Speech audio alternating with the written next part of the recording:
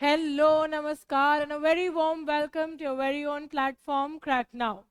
आज दोस्तों होलिका दहन की शुभ शाम है। आज शाम में हम सब होलिका दहन की पूजा जो है वो करेंगे। वो रात जब सिर्फ लकड़ियों को नहीं बल्कि हमारे अंदर के डर, बुराइयां और नकारात्मकता को भी जलाकर खत्म करती है। ये पर्व हमें याद दिलाता है कि अंधेरा एक नए उजाले की शुरुआत लेकर आता है हमारे जीवन में। और इसी के साथ हम भी आज नए उजाले की शुरुआत करेंगे अपने करंट अफेयर की क्लास से। रोज सुबह आप 7 बजे मुझसे मिलते हैं इस एमसीक्यू फॉर्मेट करंट अफेयर की क्लास में। कल की क्लास में आपको एक होमवर्क दिया गया था, रोज की तरह एक छोटा सा होमवर्क। होमवर्क क्या था? Who became the first defence minister to visit the Institute of Aerospace Medicine of the Indian Air Force in Bengaluru. ये क्वेश्चन आप लोगों का होमवर्क था। इसमें आपको 4 ऑप्शन दिए गए हैं: एस जयशंकर, राजनाथ सिंह, अमित शाह और ज्योतिरादित्य सिंधिया। ये 4 ऑप्शन थे। इनमें से आपको बताना था कि सही आंसर कौन है, यानी कि कौन पहला डिफेंस मिनिस्टर है जो institute of Aerospace medicine, Indian air force का जो इंस्टीट्यूट है बेंगलुरु में, वहां पे गए हैं, उन्होंने विजिट किया है, दौरा करा है उसका। ठीक है, आंसर इसका देख लेते हैं। आंसर इसका रहेगा राजनाथ सिंह। देखिए क्या आंसर रहेगा इसका। आंसर है Rajnath Singh. Defence minister Rajnath Singh visited the Institute of Aerospace medicine. IAM इसका एब्रीविएशन है, इंस्टीट्यूट ऑफ एरोस्पेस मेडिसिन। कब गए थे? बेंगलुरु में है, ये इंपॉर्टेंट है। कब गए थे वो? 9 मार्च 2025, 9 मार्च 2025 को वो गए थे वहां। वो पहले डिफेंस मिनिस्टर हैं जिन्होंने फैसिलिटी को टूर किया है, जहां पे IAM के रोल के बारे में उनको ब्रीफ किया गया था।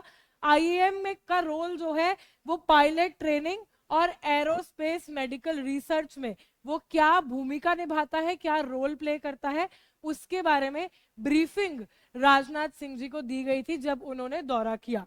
ठीक है जी, यही बात हिंदी मीडियम वालों के लिए हिंदी में भी यहाँ लिखी है। राजनाथ सिंह ने 9 मार्च 2025 को बेंगलुरु में भारतीय वायुसेना के एरोस्पेस मेडिसिन संस्थान का दौरा किया।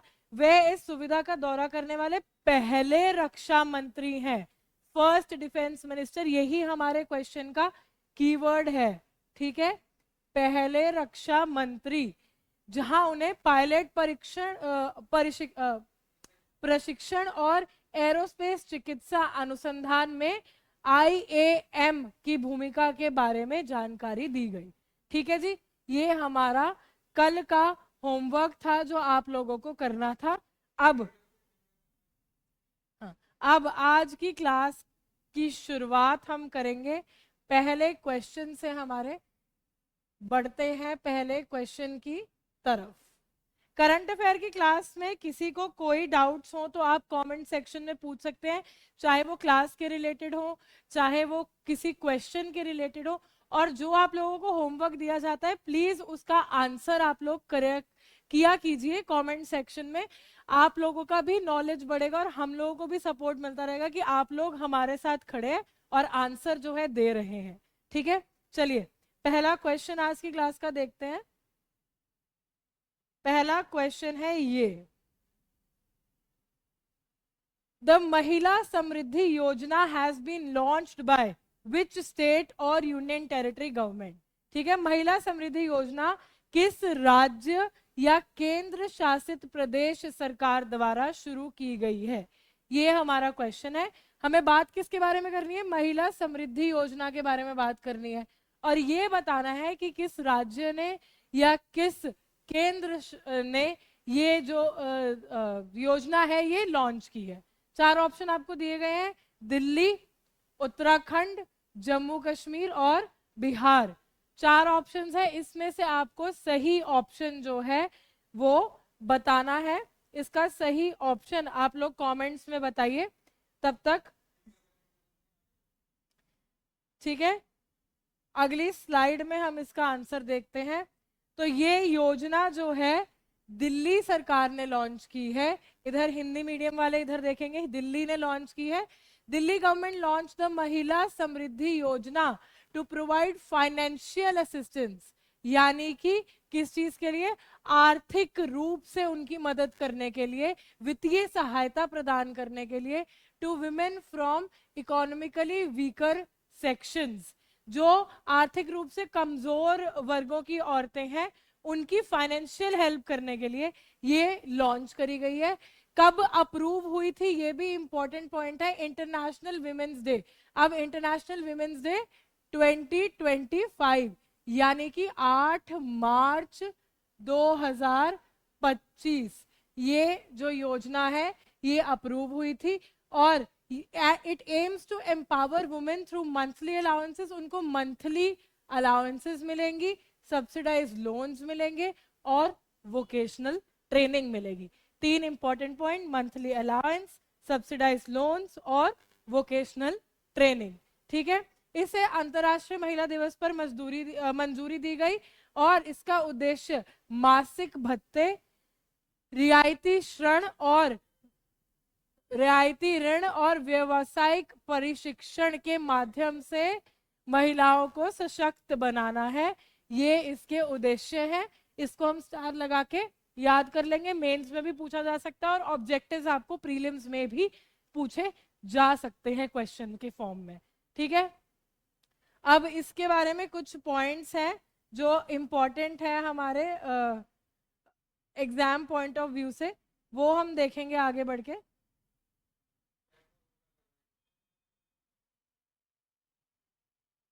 ठीक है, 1 मिनट का समय, हम उस पॉइंट को देखते हैं यहां। ठीक है, ये महिला समृद्धि योजना दिल्ली गवर्नमेंट ने ये शुरू करी है। दिल्ली गवर्नमेंट ने इंटरनेशनल विमेंस डे यानी 8 मार्च 2025 को ये शुरू करी है। ऑब्जेक्टिव क्या है, उद्देश्य क्या है? फाइनेंशियल असिस्टेंस देना, यानी कि वित्तीय सहायता किसको देनी है? उनको जो आर्थिक रूप से कमजोर वर्गों की महिलाएं हैं। Empowerment of women from economically weaker sections, EWS section से जो फीमेल्स हैं, विमेन हैं, उनको ये वित्तीय सहायता यानी फाइनेंशियल असिस्टेंस दी जाएगी। एलिजिबिलिटी किस किस की है? 21 साल से लेकर 60 साल की उम्र में जो भी महिलाएं आती हैं जो EWS कैटेगरी की हैं वो एलिजिबल हैं। एनुअल फैमिली इनकम जिनकी 3 लाख रुपए तक की है वो लोग एलिजिबल है, उससे ऊपर की इनकम वाले एलिजिबल नहीं है। ठीक है, ये बात याद रखेंगे। बेनिफिट्स क्या रहेंगे? ₹2500 पर मंथ। ठीक है, प्रत्यक्ष वित्तीय सहायता के रूप में 2500 रुपए प्रति माह ये दिए जाएंगे इनको। सब्सिडाइज लोन्स दिए जाएंगे माइक्रो एंटरप्राइजेस के लिए, स्मॉल बिजनेस शुरू करने के लिए इनको लोन्स भी सब्सिडाइज्ड रेट्स पर दिए जाएंगे। ठीक है, रियायती ऋण दिए जाएंगे। Vocational training for self employment, स्वरोजगार के लिए व्यावसायिक प्रशिक्षण ये इनको प्रोवाइड किया जाएगा। ये थे हमारे इंपॉर्टेंट पॉइंट्स। अब आगे बढ़ते हैं अगले क्वेश्चन की तरफ। अगर आप लोगों को क्लास पसंद आती तो अपने दोस्तों के साथ आप शेयर कर दीजिए ताकि उन लोगों का भी कुछ बेनिफिट इस क्लास से हो जाए। आप लोग अकेले बेनिफिट मत उठाइए। ठीक है, चलिए मिनिस्ट्री ऑफ डिफेंस की बात करेंगे। Signed a $248 million contract with which country. ठीक है, पहली बात तो इतने मिलियन का कॉन्ट्रैक्ट साइन किया है, ये मार्क कर लेंगे। फिर 1000 HP इंजन के लिए किया है और T12 टैंक्स, मतलब T72 टैंक्स के लिए 1000 HP इंजन चाहिए, उसके लिए गवर्नमेंट ने $248 मिलियन का कॉन्ट्रैक्ट साइन किया है किसी कंट्री के साथ, किसी देश के साथ। किसके साथ किया है वो बताना है। यूनाइटेड स्टेट्स, फ्रांस, रशिया और इजराइल। संयुक्त राज्य अमेरिका, फ्रांस, रूस या इजराइल, ये 4 आपके पास ऑप्शन है। रक्षा मंत्रालय ने T-72 टैंकों के लिए 1000 HP इंजन के लिए किस देश के साथ $248 मिलियन का अनुबंध किया है, ये आप लोगों का क्वेश्चन है। हॉर्स पावर, HP मतलब हॉर्स पावर, 1000 हॉर्स पावर की इंजन जो है किसके लिए चाहिए, T-72 टैंक्स के लिए चाहिए। ठीक है, ये पॉइंट्स याद रखने वाले पॉइंट्स हैं। इसका आंसर देख लेते हैं। इसका आंसर है रशिया। 4 ऑप्शन जो आपको दिए गए हैं, USA, फ्रांस, रशिया और इजराइल। उनमें से सही आंसर है रशिया, यानी कि ऑप्शन सी। ठीक है, Indian ministry of defence signed a contract with Russia's Rosoboronexport. Rosoboronexport किसका नाम होगा, कंपनी का नाम होगा। To acquire 1000 horse power engine for T-72 tanks. These engines will be delivered in different formats. अलग अलग रूप में इसकी डिलीवरी होगी, अलग अलग प्रारूपों में वितरित किया जाएगा ये, including fully assembled and knocked down conditions, जिसमें पूरी तरह से असेंबल और नॉक डाउन स्थितियां शामिल हैं। ये बात हम रट लेंगे, याद रख लेंगे। ठीक है, अब इसमें हम कुछ इंपॉर्टेंट पॉइंट्स देखेंगे जो हमारे एग्जाम में पूछे जा सकते हैं, दिए जा सकते हैं क्वेश्चन की फॉर्मेट में, या आपको मेंस में काम आ सकते हैं। ठीक है, चलिए देखते हैं।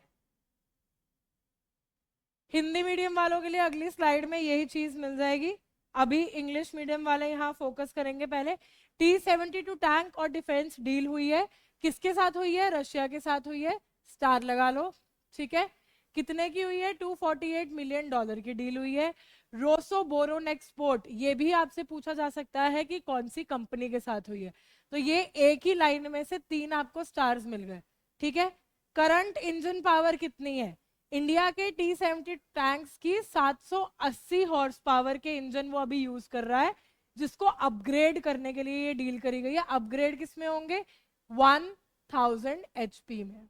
ठीक है जी, ये हम याद रखेंगे। डिलीवरी क्या है इसकी, फुली फॉर्म्ड, कंप्लीटली नॉकडाउन और सेमी नॉकडाउन, 3 कंडीशंस है। फुली फॉर्म्ड, कंप्लीटली नॉकडाउन और सेमी नॉकडाउन, इन तीनों फॉर्मेट्स में डिलीवरी हो सकती है। Manufacturing and upgrades, T-72 tanks in India are locally produced and upgraded at heavy vehicles factory Avadi, Tamil Nadu. T-72 tanks कहाँ बनते हैं, ये भी इंपॉर्टेंट है कि मतलब ये लोकली प्रोड्यूस्ड है, मेड इन इंडिया है।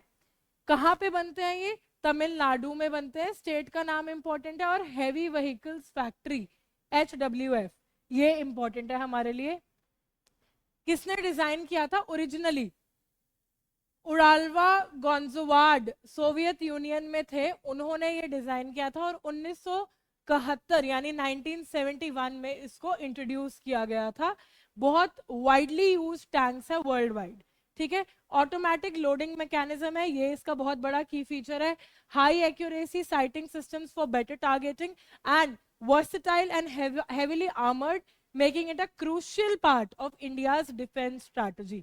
ये इंडिया की डिफेंस स्ट्रैटेजी में बहुत महत्वपूर्ण भूमिका निभाते हैं, बहुत महत्वपूर्ण रोल प्ले करते हैं। ठीक है, देखो यही बातें हिंदी मीडियम वालों के लिए यहाँ दी गई हैं, आप लोग पढ़ सकते हैं। दुनिया भर में सबसे व्यापक रूप से इस्तेमाल किए जाने वाले टैंकों में से ये एक है। ठीक है, ये इसकी वो है। और विशेषताएं इसकी देख लेंगे, कुशल फायरिंग के लिए स्वचालित लोडिंग तंत्र है, बेहतर लक्ष्यकरण के लिए उच्च सटीकता वाली दृष्टि प्रणाली है, बहुमुखी और भारी बख्तरबंद जो इस भारत की रक्षा रणनीति का एक महत्वपूर्ण हिस्सा बनाता है। ये सारी मुख्य विशेषताएं हैं इन टैंक्स की। ठीक है, चलिए आगे बढ़ते हैं, अगला क्वेश्चन देखते हैं। आज की करंट अफेयर क्लास का बहुत सिंपल सिंपल क्वेश्चंस हैं, पर ये बहुत इंपॉर्टेंट क्वेश्चंस हैं किसी भी government exam point of view से। ठीक है, चलो अगला क्वेश्चन हमारा ये पेन क्यों नहीं चला? Siddhant Banthia, who recently won his first ATP Challenger doubles title, represents which country? ठीक है, नाम से पता चल जाएगा वैसे तो। सिद्धांत बंथिया, इन्होंने अपना first ATP challenger doubles title जीता है। ठीक है, ये किस कंट्री को रिप्रेजेंट करते हैं, किस देश का प्रतिनिधित्व करते हैं? Bulgaria, India, France, Rwanda. Bulgaria, Bharat, France या रवांडा, ये चार आपको ऑप्शंस दिए गए हैं, इसमें से आपको सही ऑप्शन चूज करना है, सही आंसर बताना है। क्या आंसर रहेगा इसका? इंडिया। सिद्धांत Banthia, an Indian tennis player, देखो आ गया, स्टार आ गया यहां। क्या है ये? इंडियन टेनिस प्लेयर है। इन्होंने अपना पहला एटीपी चैलेंजर डबल्स टाइटल जीता है। कहाँ जीता है? एक तो ये स्टार लगा लो कि क्या जीता है, और कहाँ जीता है वो भी याद कर लो। 2025 रवांडन चैलेंजर, इन गेम्स में इन्होंने जीता है। और किसके साथ जीता है? क्योंकि डबल्स टाइटल है, डबल्स टाइटल यानी दो लोग जीतते हैं, ये दो लोग जब गेम खेलते हैं तो उसमें जीतते हैं। तो किसके साथ जीता है? अलेक्जेंडर डॉन्स्की है, बल्गेरिया के हैं वो, उनके साथ मिलकर इन्होंने ये टाइटल जीता है। ठीक है, चलिए आगे देखते हैं नेक्स्ट स्लाइड पे। ये उत्तर भारत है। भारतीय टेनिस खिलाड़ी सिद्धांत बंथिया ने बुल्गारिया के अलेक्जेंडर डॉन्स्की के साथ 2025 रवांडा चैलेंजर में अपना पहला एटीपी चैलेंजर युगल खिताब जीता, यानी डबल्स टाइटल जीता। रवांडन चैलेंजर के बारे में हम कुछ इंपॉर्टेंट पॉइंट्स देखेंगे एग्जाम पॉइंट ऑफ व्यू से। 2025 रवांडन चैलेंजर की हम यहाँ बात कर रहे हैं। एटीपी 100 टूर्नामेंट इसमें हुआ था। कहाँ हुआ था ये? रवांडा में हुआ था। किगाली, किगाली नाम की जगह है रवांडा में, रवांडा देश है वहां। 3 से 9 मार्च 2025 को हुआ था। $1,60,000 का इसमें प्राइज पूल था, यानी कि इसमें प्राइजेस दिए गए थे। ठीक है, विनर्स कौन है ये भी हम देख लेंगे।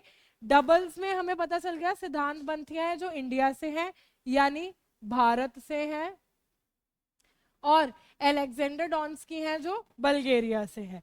और सिद्धांत बंथिया का ये पहला एटीपी चैलेंजर टाइटल है। सिंगल्स, वैलेंटीन फॉयर जो फ्रांस से हैं, उन्होंने सिंगल्स में ये टाइटल जीता है, वो सिंगल्स में ये विनर रहे हैं। कौन ऑर्गेनाइज करता है इसको? Association of tennis professionals, ATP. ठीक है, इसको वो ऑर्गेनाइज करती है, इसीलिए इसको एटीपी चैलेंजर भी कहा जाता है। पूरे दुनिया भर में जितने भी टेनिस के टूर्नामेंट्स होते हैं वो यही ऑर्गेनाइज करती है, यही गवर्न करती है, यही देखती है। ठीक है, चलो हिंदी मीडियम में भी देखेंगे ये चीज एक बार। यहाँ हिंदी मीडियम वालों के लिए इवेंट स्थान क्या है? किगाली, रवांडा में हुआ है ये। 3 से 9 मार्च 2025। युगल में सिद्धांत बंथिया और अलेक्जेंडर डॉन्स्की हैं, और एकल में वैलेंटीन फॉयर। ये इंपॉर्टेंट बातें थी, ये हमने याद कर ली, बस सिंपल। अगला क्वेश्चन देखते हैं आज की क्लास का।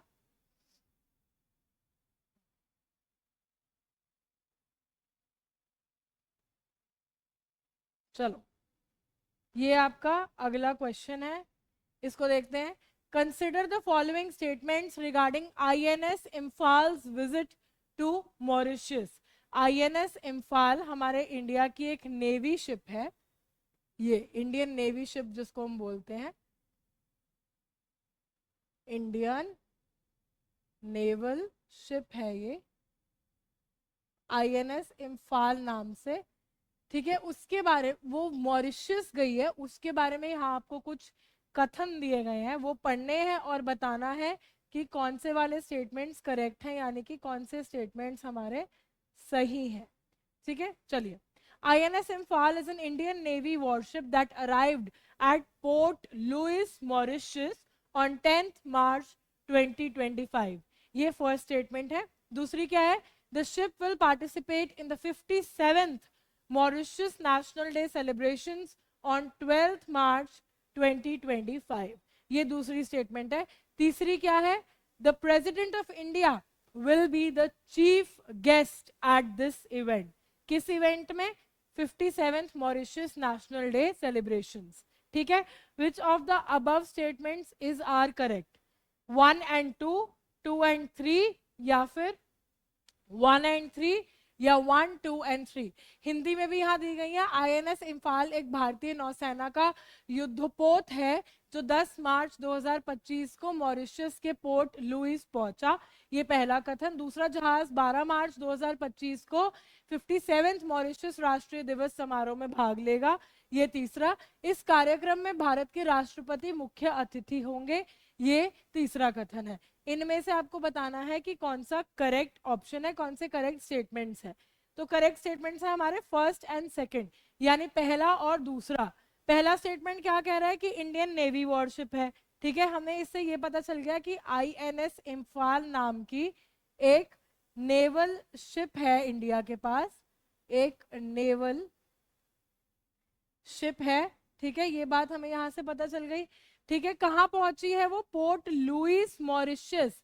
10 मार्च 2025 को ये शिप पोर्ट लुइस पहुंची है। ठीक है, ये बात सही रह गई। दूसरी बात भी सही है कि ये 57th Mauritius national day celebrations होने वाले हैं 12 मार्च को, ये उसमें भाग लेगी। ये बात भी बिल्कुल एकदम करेक्ट हो गई। तीसरी स्टेटमेंट गलत है। क्यों गलत है? क्योंकि prime minister Narendra Modi chief guest होंगे, हमारे इंडिया के प्रेसिडेंट चीफ गेस्ट नहीं होंगे। Prime minister Narendra Modi chief guest रहेंगे इस इवेंट में, यानी 57th Mauritius national day celebrations में, जो 12 मार्च को होने वाली है या हो गई है। ठीक है जी, चलिए।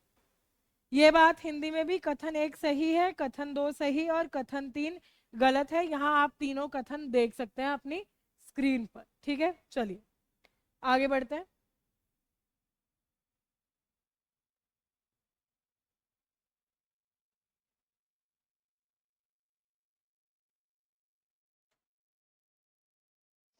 आईएनएस के बारे में, आईएनएस इम्फाल के विजिट के बारे में यहाँ कुछ बातें दे रखी हैं। वही बातें हैं जो क्वेश्चन में हम लोग देख चुके हैं कि ये पोर्ट लुइस पहुंची 10 मार्च को। ठीक है, पहली डिप्लॉयमेंट है मॉरिशस में, मतलब पहली बार ये मॉरिशस गई है। ये बात इंपॉर्टेंट है, स्टार लगा लेंगे।